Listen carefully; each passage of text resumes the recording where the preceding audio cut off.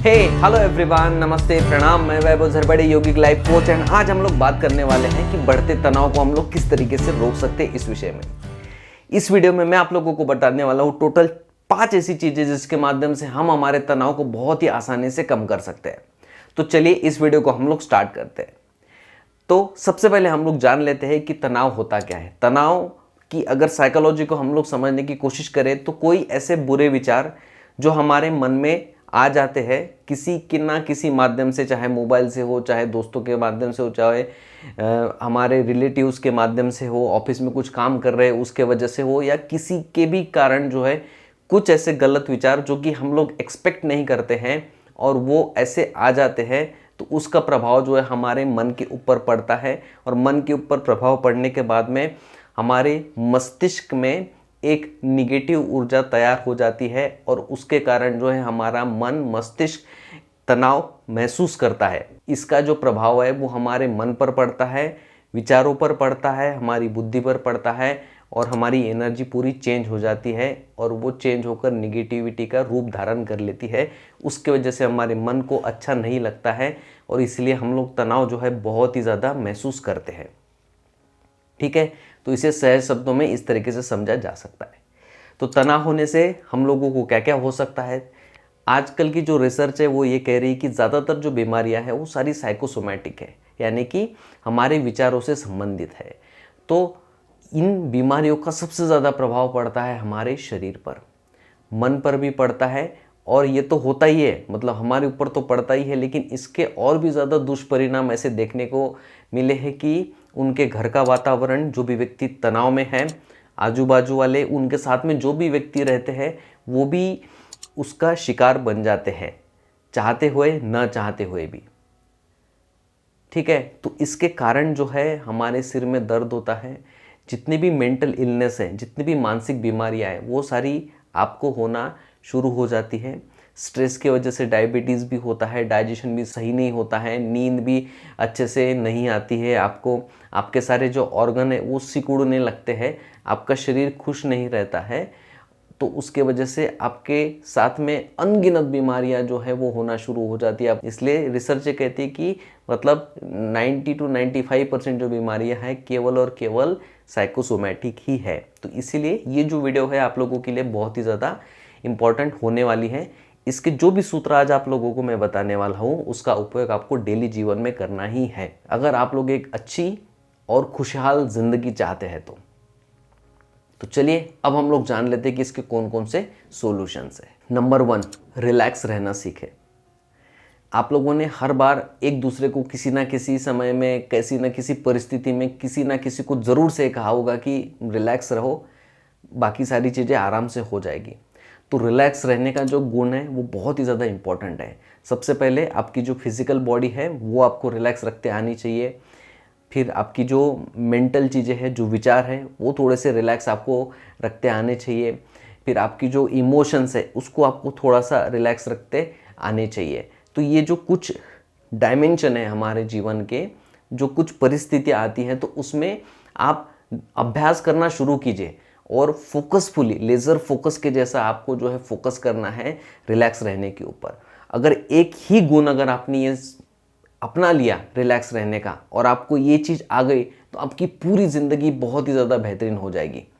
मतलब आप अंदाज़ा भी नहीं लगा सकते कि आप कितना खुश महसूस करोगे। और रिलैक्स करने के लिए हम लोगों को क्या करना चाहिए, कुछ यौगिक उपाय करने चाहिए, जैसे कि आसन, प्राणायाम, बंध मुद्रा, ये सारी चीज़ों का आप उपयोग कर सकते हैं। स्पिरिचुअली आप जो है ध्यान, प्राणायाम, ईश्वर प्रणिधान, यानी कि भगवान की उपासना करना, भगवान में मन लगाना, स्वाध्याय करना, इन सारी चीज़ों का जो है आप उपयोग करके अपने शरीर को रिलैक्स कर सकते हैं। ये इसीलिए ये भी बहुत ही ज़्यादा इंपॉर्टेंट है क्योंकि जैसे आप एक्सरसाइज करते हो आपकी मसल थोड़ी सी रिलैक्स हो जाती है, आपके शरीर को अच्छा लगना शुरू हो जाता है। आप रनिंग करते हो, स्वेटिंग होती है, थोड़ा सा मसल्स आपकी पूरी ढीली हो जाती है, आपको बहुत अच्छा महसूस होता है, राइट।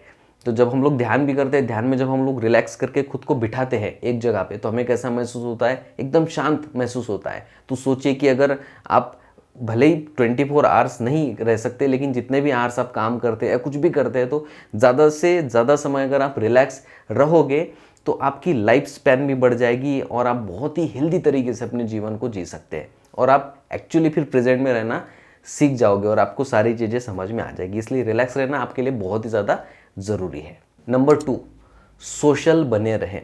आपके आसपास में जो भी आपके माइंडसेट से मिलते जुलते हैं, जिनकी थॉट प्रोसेस बहुत ही ज़्यादा अच्छी है, ऐसी लोगों को आपको अपने आसपास में रखना है और थोड़ा सा सोशल होकर रहना है। बहुत ही ज़्यादा आपको एक जगह पे, एक घर में बाहर नहीं निकलना, किसी से बातचीत नहीं करना, ऐसा आप लोगों को नहीं करना है। जितने आप सोशल रहोगे उतने अच्छे से आप एक्सप्रेसिव रहोगे, एक दूसरे की एनर्जी जो है एक्सचेंज होगी। लेकिन आपको इस बात का ध्यान रखना है कि उसका निगेटिव इम्पैक्ट आपके ऊपर ना हो। इसलिए आपको ऐसे ही व्यक्ति के साथ में अपने कनेक्शन को स्ट्रांगली बिल्ड करना है जहाँ से कि आपको पॉजिटिविटी मिले। और ऐसे ही चैनल को आपको YouTube पे सब्सक्राइब करना है जहाँ से आपको अच्छी ऊर्जा मिले। नहीं तो आप केवल एंटरटेनमेंट, कुछ ऐसे चीज़ें देखोगे तो वो सब उसी तरीके से चला जाएगा। ठीक है, आपको जो चीज़ें मिलनी है वो आपको नहीं मिलेगी, राइट। तो इसलिए सोशली थोड़ा सा होना चाहिए। उसके साथ में अगर आप लोग और थोड़ा सा ऊपर लेवल पे जाना चाहते हैं सोशली, तो आप थोड़ा सा सेवा वाला भाव अपना लीजिए। आप हर किसी की मदद कर सकते हैं सोशली विदाउट एक्सपेक्टेशन। निस्वार्थ भाव से आप सेवा कर सकते हैं। तो एक सोशलिज्म का एक बहुत ही बड़ा और एक बहुत ही अच्छा एक उपाय माना गया है तनाव को दूर करने के लिए। स्पिरिचुअलिटी में इसका बहुत ही अच्छे से वर्णन आया है, ठीक है, कि आपको सेवा करनी चाहिए। आप किसी मंदिर में जाके कुछ लोगों को खाना परोस सकते हैं, किसी को ब्लैंकेट, कपड़े जो भी है बांट सकते हैं आप लोग, या कुछ भी ऐसे जो भी आप कर सकते हो अच्छे मन से, उसे आपको ज़रूर से करना चाहिए। क्योंकि वो जो सुकून आपको मिलता है वो और कहीं आपको नहीं मिलेगा। इसलिए सोशली थोड़ा सा आपको बने रहना होगा, क्योंकि हम सभी लोग एक समाज का अंग है। नंबर 3, कुछ नया सीखे। जब भी आपके पास में खाली समय होता है तो आपको कुछ ना कुछ नई चीज़ें करने की कोशिश करनी चाहिए। क्योंकि जब जब आप नई चीज़ें सीखते हो तब तक आपका माइंड जो है बहुत ही अच्छे से रिलैक्स होता है। आप याद कीजिए ऐसे चीज़ें कि जब आपने कोई भी चीज़ सीख ली होगी जिस दिन, तो उसको आपको उस समय आपको कैसा लगता है, बहुत ही अच्छा महसूस होता है कि नहीं मुझे ये चीज़ आ गई, मुझे ड्राइविंग आ गई, मुझे खाना बनाना आ गया, या मुझे जो भी आपकी स्किल्स है, कम्युनिकेशन आ गया, मुझे इंग्लिश बोलना आ गया, मुझे योग करना आ गया, मुझे ध्यान करना आ गया। ये सारी चीज़ें जब आपको आ जाती है ना, कुछ कुछ नए स्किल जो है, और ऐसे स्किल जो कि आपको तनाव से दूर करे, राइट। ऐसे स्किल अगर आप सीखोगे और कुछ नए नए स्किल अपने पर्सनल प्रोफेशनल लाइफ को इम्प्रूव करने के लिए, स्पिरिचुअल लाइफ को इम्प्रूव करने के लिए, तो वो भी जो है आपके तनाव को दूर करने का एक बहुत ही अच्छा माध्यम माना गया है। ऐसी हमारी रिसर्च भी कहती है, ठीक है। तो कुछ नया सीखने की कोशिश कीजिए, इससे आपकी पर्सनैलिटी भी इम्प्रूव हो जाएगी, आपका नॉलेज भी बढ़ेगा और आपको बहुत ही ज़्यादा कॉन्फिडेंट आप फील करोगे हमेशा, ठीक है। नंबर 4, अच्छी डाइट ले। यानी कि आप जिस तरीके का भोजन खाते हैं उस तरीके का प्रभाव जो है हमारे मन पे पड़ता है।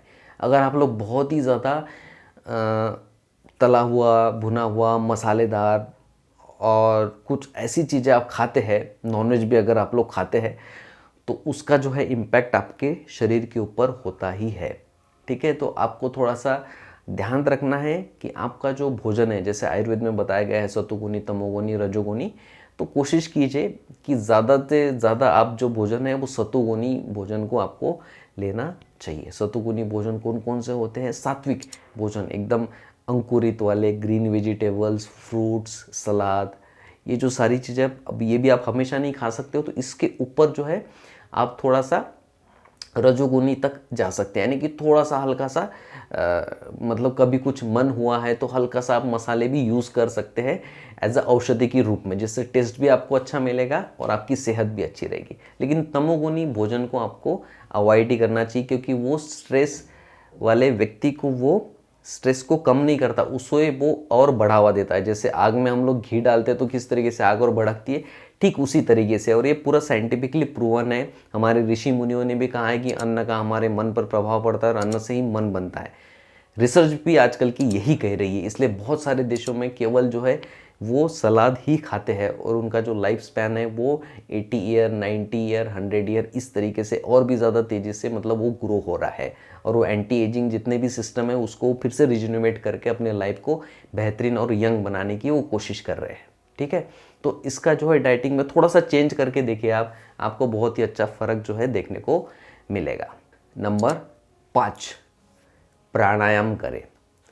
क्योंकि प्राणायाम जो है एक ऐसी क्रिया है जिसके माध्यम से आपके शरीर में प्राण तत्व बढ़ते हैं और प्राण तत्व बढ़ने से प्राण शक्ति पूरी तरीके से जागृत हो जाती है और वो जो है आपके शरीर में अच्छी ऊर्जा लेकर जाती है। और जहाँ पे अच्छी ऊर्जा चली जाती है, अच्छी ऊर्जा जाने के बाद वहाँ की जो बुरी ऊर्जा है वो ऑटोमेटिक निकल जाती है। जिस तरीके से सूर्योदय होता है तो अंधकार दूर हो जाता है, ठीक उसी तरीके से जब प्राण शक्ति आपके अंदर आती है तो जो भी निगेटिविटी होती है वो सारी दूर हो जाती है और आपका मन जो है शांत हो जाता है।